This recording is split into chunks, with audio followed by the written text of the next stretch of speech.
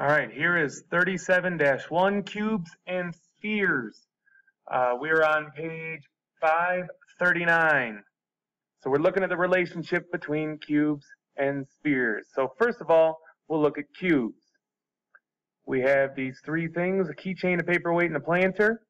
We want to find the area of the base, the surface area, and the volume with these given edge lengths. So our keychain, so these are all cubes, all the faces are squares, they're all the same.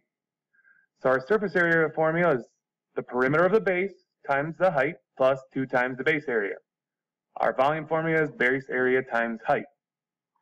So first, I guess let's look at the area of each base. They're squares, so it's 1 times 1 for the keychain, 3 times 3 for the paperweight, and 9 times 9 for the planter. So just squaring those up because they're squares. So if we're looking at the keychain surface area, the perimeter is 1 plus 1 plus 1 plus 1, 4 times 1, so 4, plus 2 times the base squared, so 2. So our total surface area is 6. Now our volume is our base area, 1 squared times 1, or 1. We do it with our paperweight. Our perimeter is 3 or 4 threes, so 12, times our height, 3, so 36. That's our lateral area. Place our base area, 2 9s, because our base area is 9, and we get 54. Our volume is 3 squared times 3, or 3 cubed, so it's 27. Our planter, we have here in the pink, the area of the base is 81. So 2 times 81 plus our perimeter, 4 times the height, 9, will give us 486. Our volume is our base area, 9 squared times 9, or 9 cubed, 729. So these are our 6 measurements. Now make a conjecture about the surface area changes when the edge of a cube is tripled. Well, each of these is tripled. So what happens to the surface area?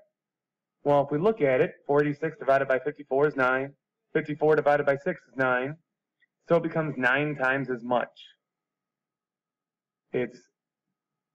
When it's tripled, so it's the scale factor squared.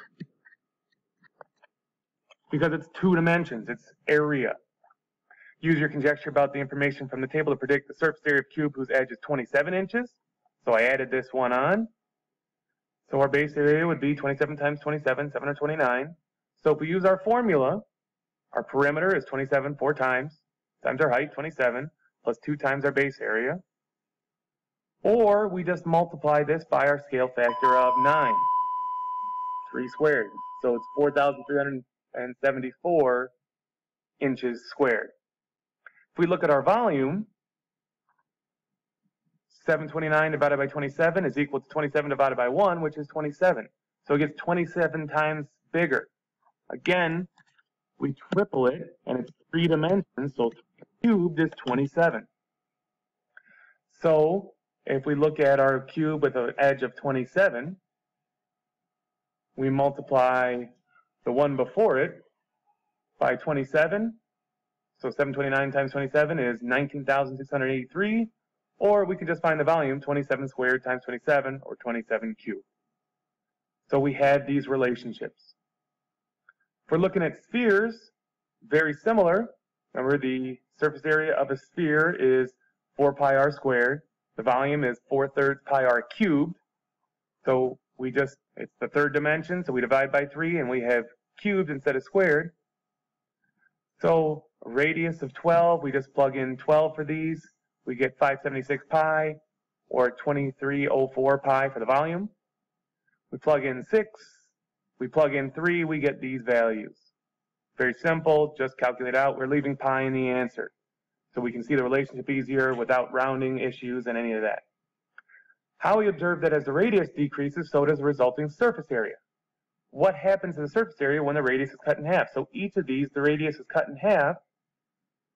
So we're going to go backwards. 36 divided by 144, and 144 divided by 576 is 1/4. So it's 1/4 as much. Same kind of thing we saw before. Cut in half, squared, 1/4. because it's 2 dimensions, we square it, just like we saw on the other side. If we were to double it, it would increase by 4 times. So it's just the same thing as what we saw with the cubes. Use your conjecture to predict the area, surface area of a sphere whose radius is 1.5. So we just added this on. So we just divided by 4. 36 pi divided by 4 is 9 pi. If we plugged it in, 1.5 squared is 2.25 times 4 is 9. So 9 pi feet squared. Volume, we look at the relationship. 36 pi divided by 288 pi and 288 pi divided by 2304 pi is the same thing, 1 over 8. So the volume is 1/8 when we cut it in half. Again, it's 1/2, kind of our scale factor, cubed, 1/8. So same thing that we saw with the volume of a cube, but now we're decreasing it. So if we wanted to find the volume of this 1.5 radius sphere, we take the one before it.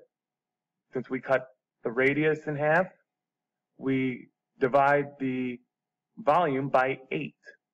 36 pi divided by 8 is 4.5 pi. Or we can use our formula, 1.5 cubed times 4 over 3 is 4.5 times pi. So, are they similar? Cubes and spheres are similar because they only have one measurement to change. Just like all circles are similar, all cubes are similar, all spheres are similar.